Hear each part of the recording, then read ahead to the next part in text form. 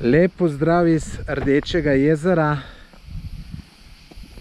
Evo, tukaj je naša Katja. Tek je strah, Katja? Ne. Čist nič. Ne, mislim, trenutno ne, ker sem dosti. Če bi šla pa še en meter nazaj. Ja, tisto pa ni bolj več varno. No, zakaj Katjo sprašujem, lejte kako je tole. Lejte, tukaj je čist prepadno. Evo, tole je čist maksimum, kar se je upam iti. Tole dol je Rdeče jezero. Kako je to res velika zadeva, lejte, vidite zdajle.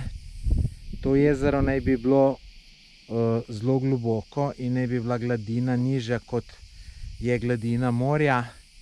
Tako da veličastna, lepa zadeva, ki se splača obiskati.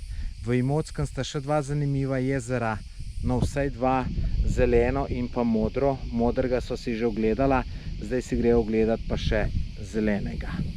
Lep pozdrav iz Imotskega.